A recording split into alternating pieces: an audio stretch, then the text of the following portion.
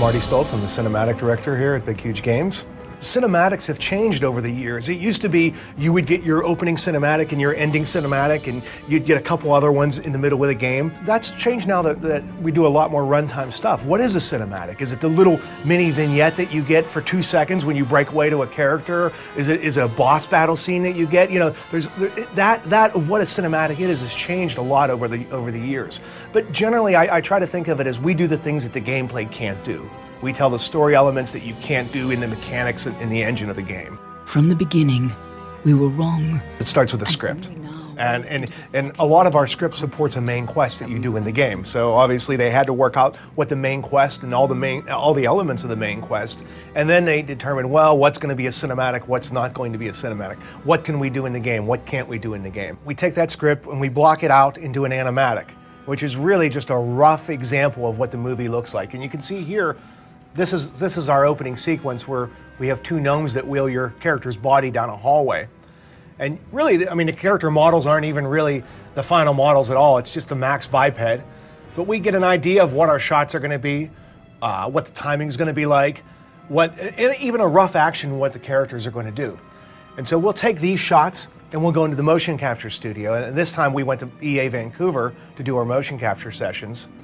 And we would get actors, or in some cases, if it's a fight scene, stunt performers, and we will have them act out their actions. If they're talking, we'll have them talk as we're playing the video, and they get their timing from the animatic video.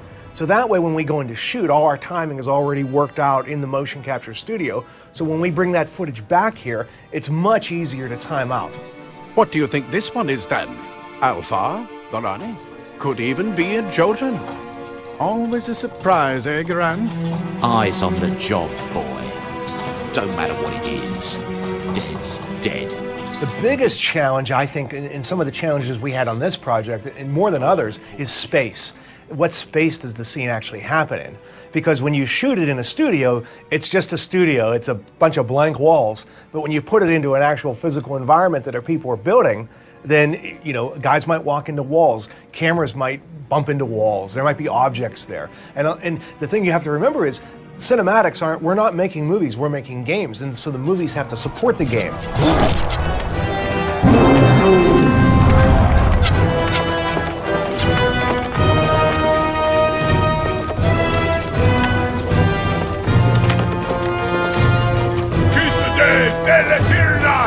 Probably out of the visionaries, I probably worked with Ken Ralston the most. And we really hadn't talked, he doesn't sit down with me and say, I want you to do this shot or try this. We kind of talk about the characters, talk about their experiences. And in most games, you're concentrating on the main character. But in this case, you create your main character. So we don't have a voice for the character. We don't even know what the face is going to be like. So you have to sort of back away from that main guy and sort of concentrate on the world around and the other characters that he interacts with and try to put emphasis onto them. If you were shooting a movie, how would you make this character more interesting? If he's a bad guy, well, maybe I'll lower the camera more. Maybe I'll widen the lens.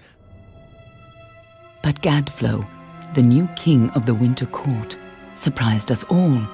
Singular among his people, he was. I have a lot of favorite pieces. The first one would be in this sequence where the gnomes are taking your body and they're dumping it into a hole in the wall here, kind of discarding your body. You're already dead, and they're like, well, let's get rid of that one. And we go to black, and you have this moment where you just hear sound effects, and we fade up to the character. And as it pulls out, you start revealing more information as the camera pulls out, and we realize, oh my God, we're surrounded by bodies. And that whole pulling, that whole of the viewer putting pieces together of this scene, and then they realize, wait, we're on top of why are all these bodies around us? And then we break out to the wide shot and we see we're on a whole pile of bodies. And that to me is interesting because the scene builds just from the face itself. And as a viewer, you're starting to watch elements of that come together.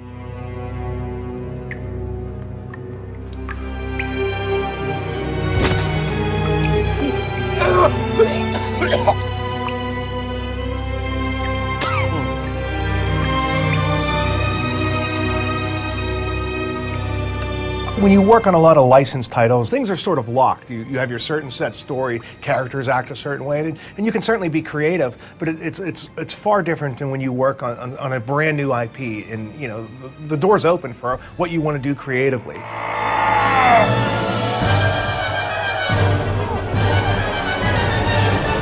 There's a lot of personal ownership and a lot of the different elements and the different facets of this game that you don't always get on a video game. Power like none we had ever seen, terrible and deadly. When I shoot a movie or I work on a movie, you go into the theater and they have a premiere and everyone stands around and they clap and you actually get to see people react to the work you do. In this business, you don't really get to do that. You get to see the game on the store shelf, and that's kind of your reward, and that's it. So you kind of imagine while you're playing it that people are going to interact the way you do. Perhaps we should have foreseen what might be born on this rising tide. What force might awaken. If the cinematic plays well enough, they're going to grab that control and want to play the game, and that's probably our ultimate goal. And at that point, when we can do that, when we can get the audience to stop realizing they're watching a cinematic, then we got them at that point. That's the time that we really are bringing entertainment to people, and that's really what it's about.